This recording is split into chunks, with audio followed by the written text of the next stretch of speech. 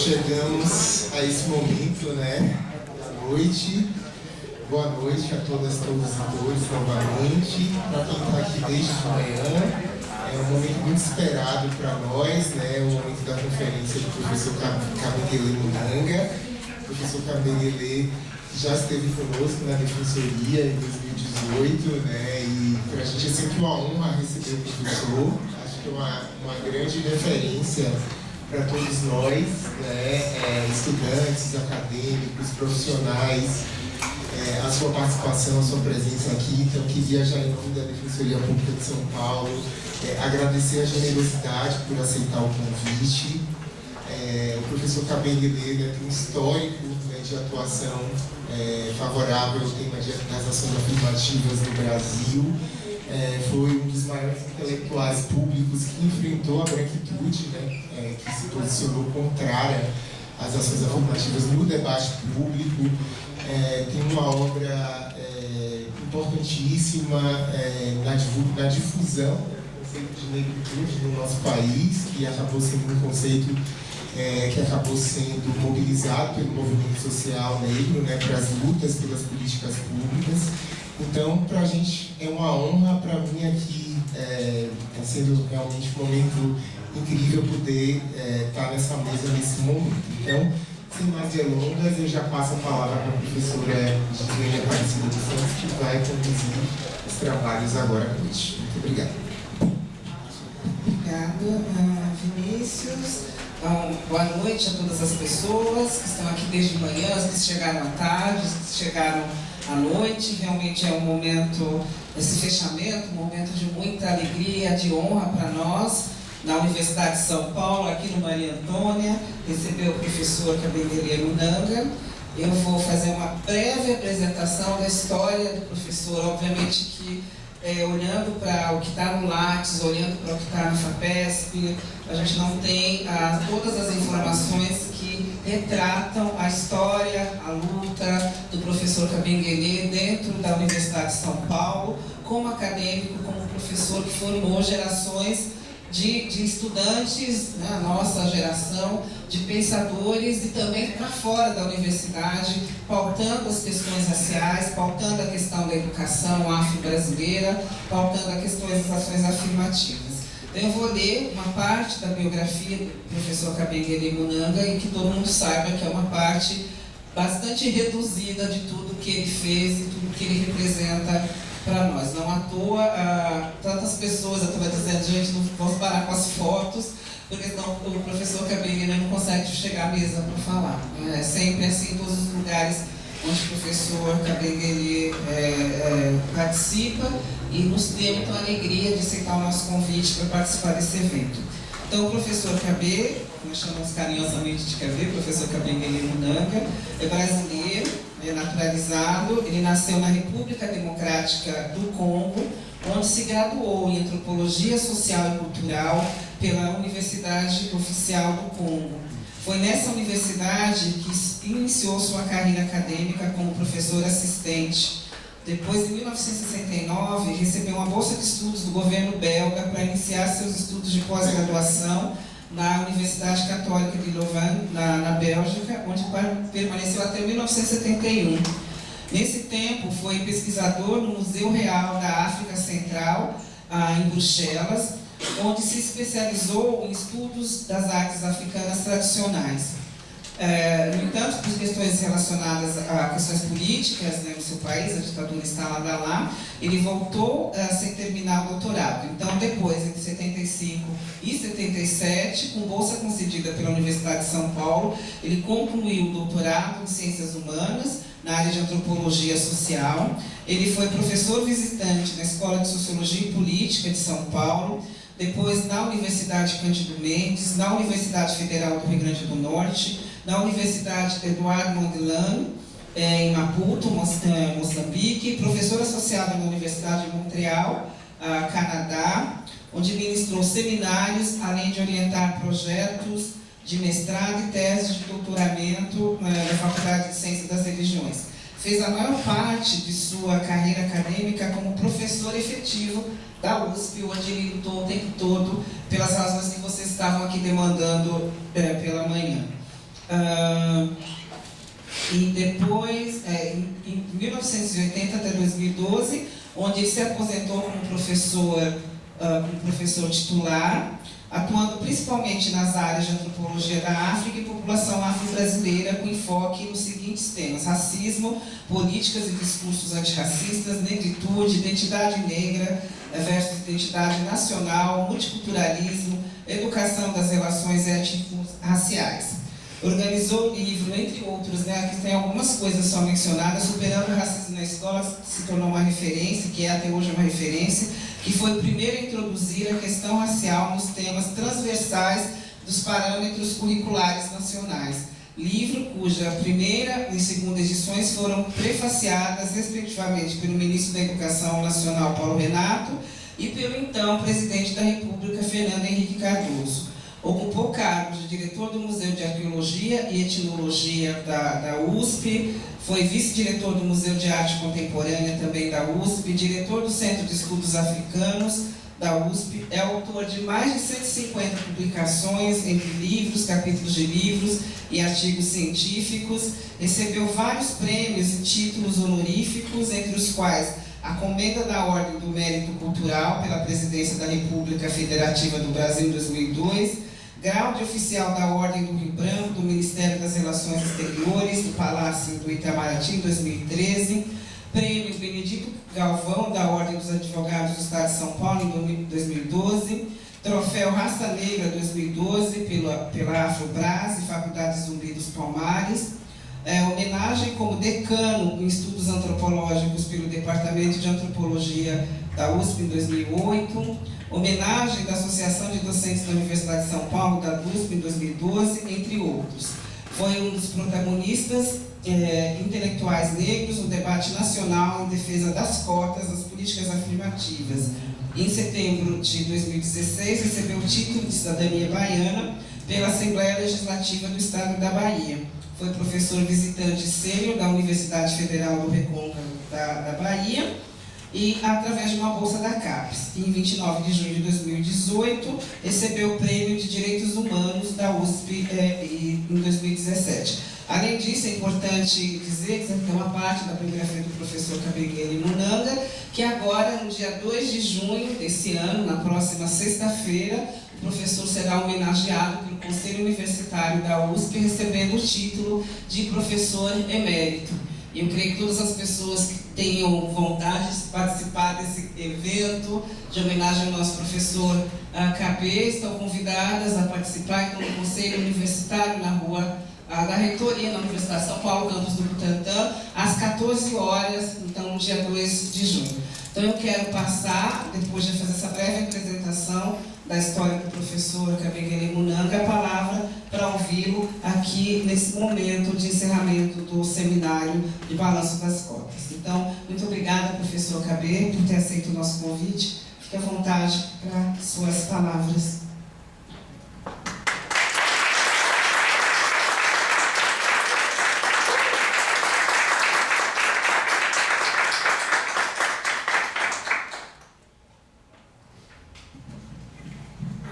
Boa noite a todas, todos e todas.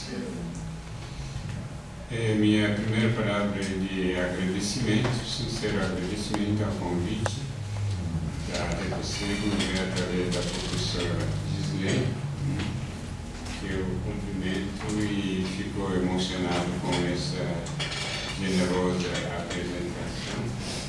Se tudo isso são coisas simbólicas, poderia se traduzir em resultado concreto, resultado coletivo, em termos da inclusão dos negros na sociedade brasileira, eu acho que seria mais feliz, né?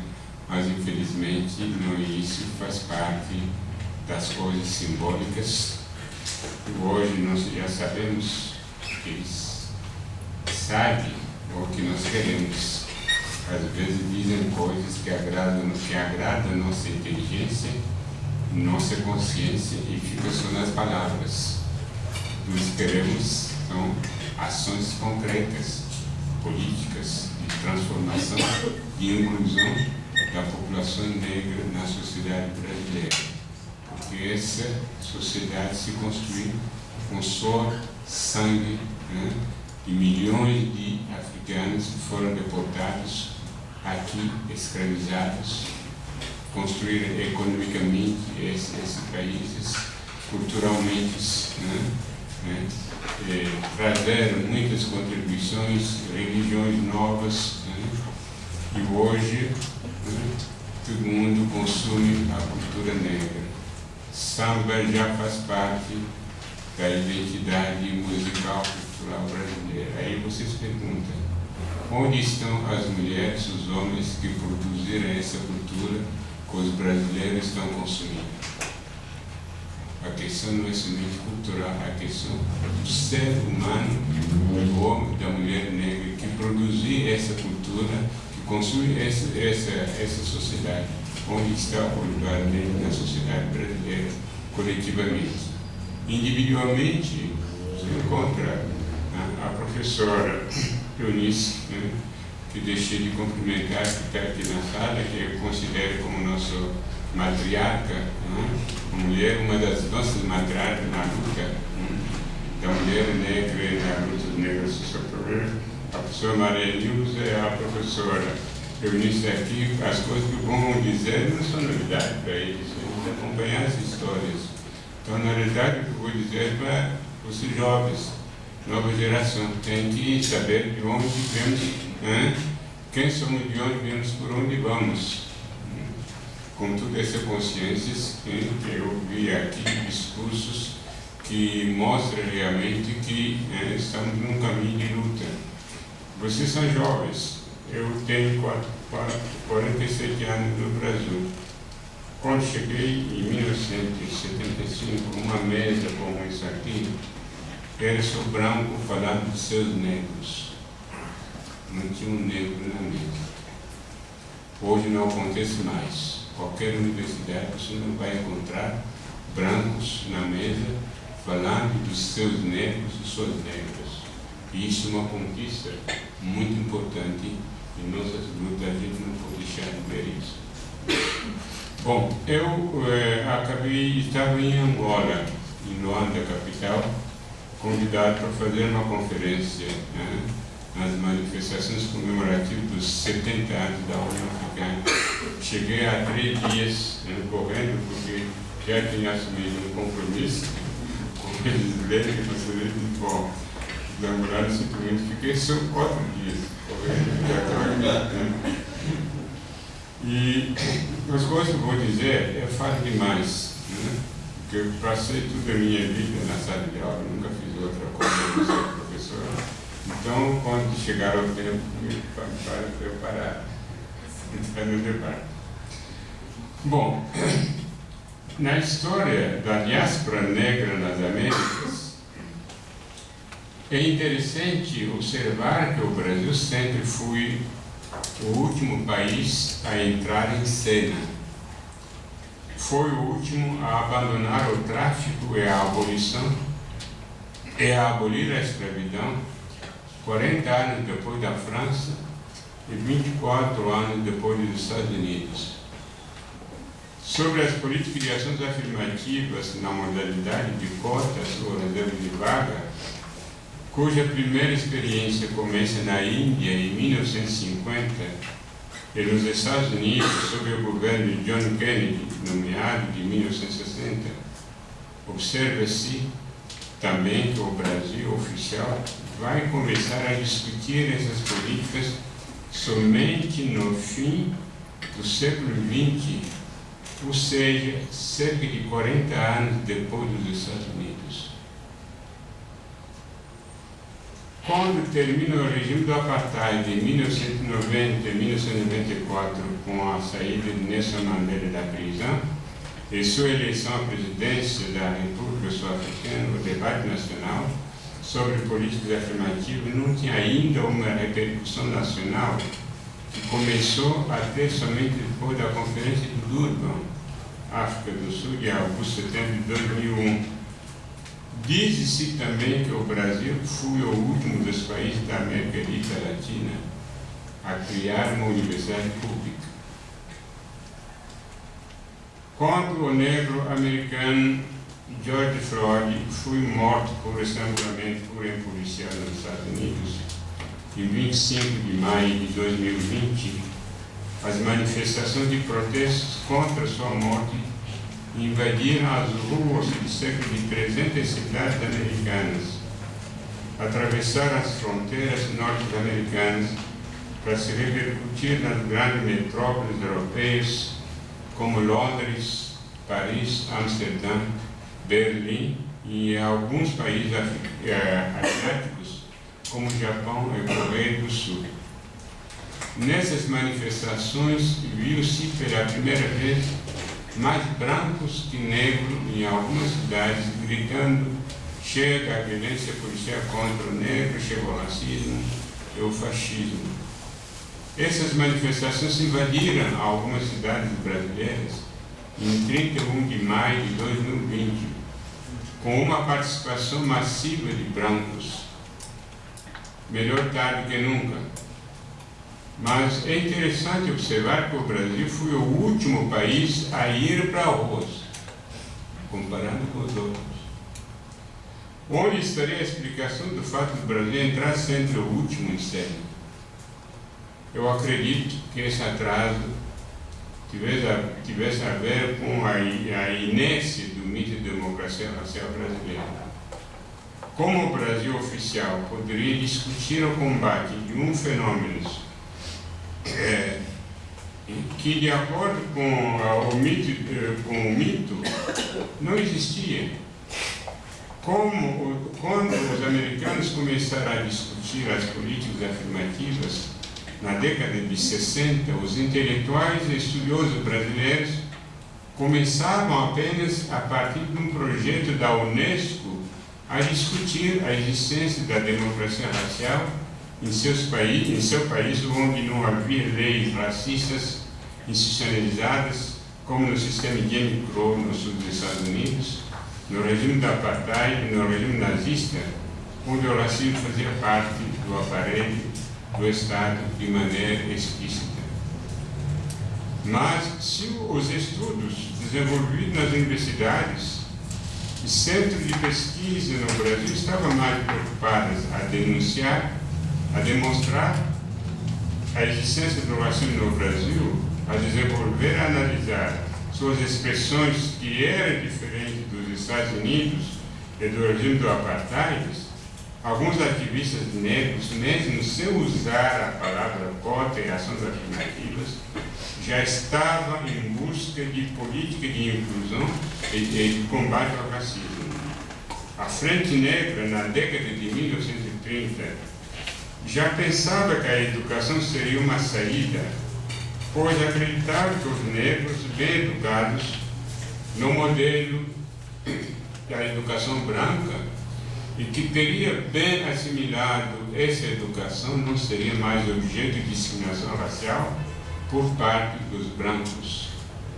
Tomaram até a iniciativa de criar suas escolas para alfabetizar negros, visando facilitar sua inclusão no mercado de trabalho dominado pelos brancos. Essa iniciativa fracassou, pois os negros alfabetizados fizeram todos os esforços para assimilar a cultura do branco, não deixaram de ser inferiorizados. A negritude nasceu na França, no Quartier Latin, por coincidência na mesma época dos anos 30 do século passado, porque negros africanos e antilianos que estudavam em Paris e que faziam o mesmo esforço de assimilação da cultura branca, chegaram à conclusão de que a verdadeira saída viria pela aceitação de suas negritudes e não pela imitação do branco.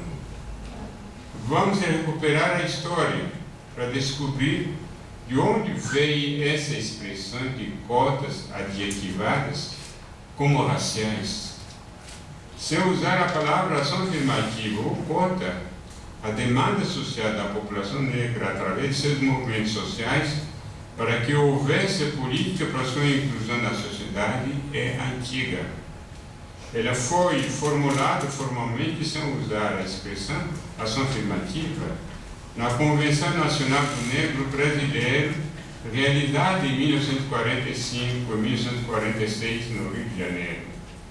Dessa convenção resultou um documento intitulado Manifesto à Nação Brasileira, redigido por Abdias Nascimento e Alberto Guerreiro Ramos, ambos respectivamente intelectual, artista e políticos negros. Nas reivindicações contidas nesse manifesto, falava-se de trabalhar para a valorização do negro brasileiros em todos os setores social, cultural, educacional, político, econômico e artístico. Lutar para, enquanto não for tornado gratuito o ensino em todos os graus, sejam admitidos brasileiros negros como pensionistas do Estado em todos os estabelecimentos particulares oficiais de ensino secundário e superior do país, inclusive nos estabelecimentos militares. O que o Manifesto à Nação Brasileira propunha era uma ação afirmativa, sem usar a palavra, que se fundamentava no princípio da reparação dos danos causados pelo racismo da República Brasileira, a qual havia decretado a igualdade formal sem oferecer nenhuma política concreta que ajudasse a superar a desigualdade fundantes da condição sofrida pelos negros como de cidadãos livres após 1889. A expressão ação afirmativa foi textualmente pronunciada pela primeira vez na ocasião da Marcha dos Humildes Palmares contra o racismo pela cidadania e a vida, que reunia em Brasília cerca de 50 mil manifestantes em 20 de novembro de 1995, data do tricentenário da morte dos Humildes Palmares. O manifesto entregue pela liderança negra ao então presidente da República, Fernando Henrique Cardoso, apresentava propostas relacionadas com a democratização da informação, mercado de trabalho, educação, cultura e comunicação, violência, religião e terra. No item educação, campo eleito no debate sobre ações afirmativas, lê-se as seguintes propostas: recuperação, fortalecimento e ampliação da escola pública gratuita e de boa qualidade, implementação da Convenção sobre eliminação da discriminação racial no ensino, monitoramento dos livros didáticos, manuais escolares e programas educativos controlados pela União, desenvolvimento de programas permanentes de treinamento de professores e educadores que os habilitem a tratar adequadamente com a diversidade racial, identificar as práticas discriminatórias presentes nas escolas, o impacto dessas na evasão e repetência das crianças negras, desenvolvimento de programas educacionais de emergência para a eliminação do alfabetismo, concessão de bolsas remuneradas para adolescentes negros de baixa renda para o acesso e conclusão do primeiro e segundo graus. Finalmente, desenvolvimento de ações afirmativas para o acesso dos negros aos cursos profissionalizantes, à universidade e às áreas de tecnologia de ponta. Então, vê-se pela primeira vez a expressão ação afirmativa é codificada num documento de circulação pública. E isso é a ação do movimento negro.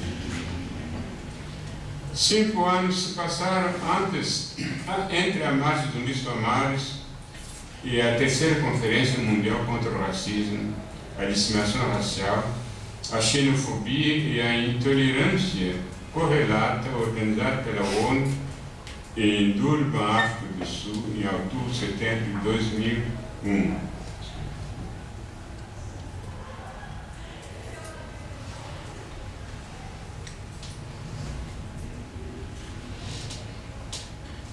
Através de um debate amplo, interracial e interétnicos, que envolveu dezenas de ONG, membros da sociedade civil organizadas e setor do governo, o Estado brasileiro, sempre sob a pressão do movimento negro, elaborou o Plano Nacional de Combate ao Racismo e à Intolerância, que foi denominada Carta do Rio, do qual foi retirado o relatório do Comitê Nacional para a Preparação da Participação Brasileira na terceira Conferência Mundial das Nações Unidas contra o Racismo, Discriminação, Xenofobia e Intolerância correlatas.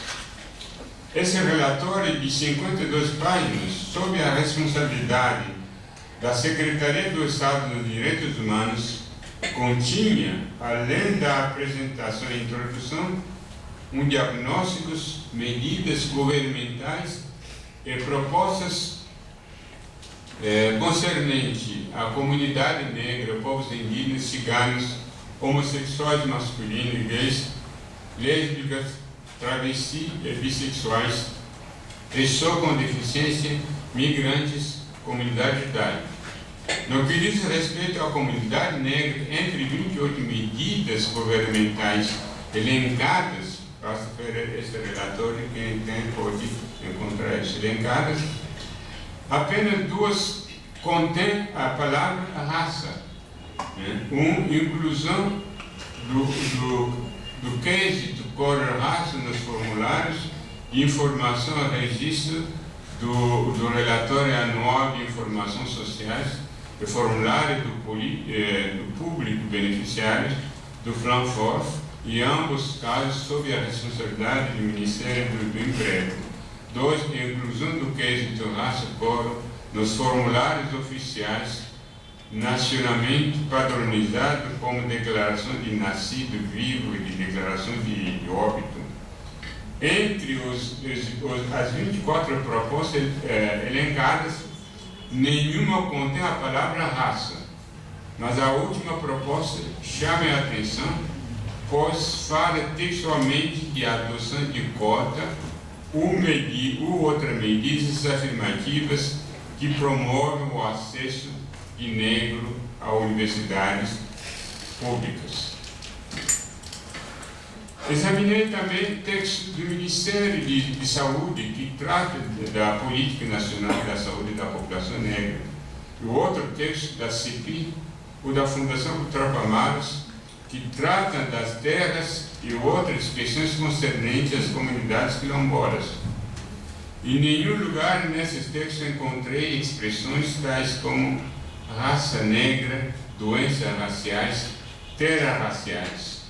Os termos geralmente usados são para negros, para a população negra, para a comunidade quilombola, para povos indígenas, saúde da população negra, terra dos pretos, cotas ou ações afirmativas para negros indígenas, religiões negras, etc. Isso significa que as lideranças negras e indígenas e os intelectuais e demais pesquisadores que militam para as políticas de inclusão do negro e indígena na educação superior têm uma consciência clara da raça enquanto noção. Por isso que nós não chamamos cota de cotas raciais. Cota para negro, para a população negra. São os outros que chamaram de cotas raciais por razões que vocês conhecem. Nos textos dos defensores das cotas, usa-se também o termo de negro, branco, indígena, sem aspas, mas quando esses termos são usados pelo detrator das cotas, ele os substitui pelos conceitos de cotas raciais, doenças raciais, terras raciais, e os coloca em nossa boca com a estratégia clara de acusar a raça. Infelizmente, nós caímos nessa armadilha linguística conceitual. Em meus textos eu uso a palavra cota para negro, população negra, não uso o conceito de cotas raciais. Era tudo o que eles queriam, para fundamentar suas acusações. Dizer que a cota ia trazer a raça. Nós teríamos problemas que o Brasil não tem. Certo, a academia é um espaço privilegiado para nomear as coisas e os outros, adjetivá-los e inventar classificações e tipologias que servem como ferramenta de operacionalização do pensamento. Mas não devemos esquecer que as palavras, os conceitos, carregam ideologias, filosofias e visão do mundo. Nesse sentido, devemos tomar cuidado cada vez mais que utilizamos um desses termos que circulam no mercado conceitual dominado pelos chamados especialistas do negros, pois às vezes esses termos não refletem nossas experiências de vida, que são intransferíveis. Lembrar-se-á que a USP foi uma vanguarda intelectual nessa questão, com o trabalho pioneiro liderado nos anos de 1970 por Roger Bastilles, Florestan Fernandes, mestre dos mestres, e seus discípulos octavianos e Fernando Henrique Cardoso, entre outros, pelos estudiosos como Horaci Nogueira, João Batista Borges Pereira e Teófilo de Queiroz Júnior. Essa escola, chamada Escola de Sociologia de São Paulo, deixou grandes escritos que ainda nos servem de referência e revelou quanto a chamada democracia racial brasileira era um mito e não uma realidade. Fui à Frente Negra na década de 30 que a democracia racial era um mito, não era a academia. A academia vai dizer isso 30 anos depois. Em 1995, a USP ensaiou um novo passo promissor.